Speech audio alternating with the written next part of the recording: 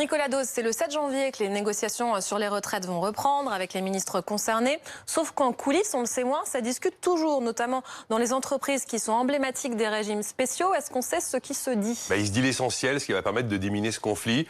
Qu'on va pas dire trop fort, c'est vrai, mais entreprise par entreprise, on va utiliser toutes les solutions, tous les biais, toutes les astuces pour que ces fameuses générations 1980-1985 qui bénéficient d'un régime spécial et qui vont quand même connaître la réforme, subissent cette réforme sans vraiment la subir.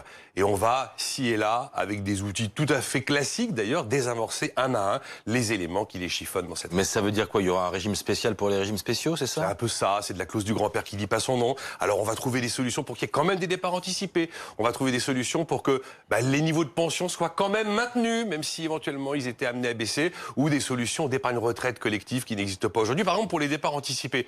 Tiens, on va utiliser le compte épargne-temps qu'on va gonfler un petit peu, ou on va utiliser le système de retraite progressive qui permet de garder 75% de son salaire tout en ayant une partie de sa vie à la retraite, ou alors on va utiliser le compte de pénibilité, mais un compte de pénibilité en interne, totalement sur mesure, qui va permettre de réaliser du départ anticipé. On parle même de la création dans certaines entreprises de comptes épargne jour retraite. Ce serait une espèce de pré-retraite qui serait financée par l'employeur. Vous voyez, des solutions, en fait, pour que la réforme soit appliquée, mais sans être appliquée. Et qu'est-ce qui est imaginé cette fois-ci pour préserver le niveau des pensions?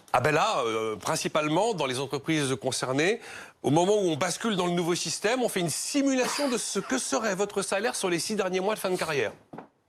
Et en fait, c'est le calcul de cette simulation qui va figer les droits acquis à la retraite. Donc en fait, on supprime les 6 derniers mois comme période de référence, mais tout en les conservant. Il y a aussi des systèmes d'épargne retraite collectif qui sont imaginés dans des entreprises, mais alors avec des aménagements pour permettre à l'employeur d'aider particulièrement ceux qui auraient moins de primes que les autres.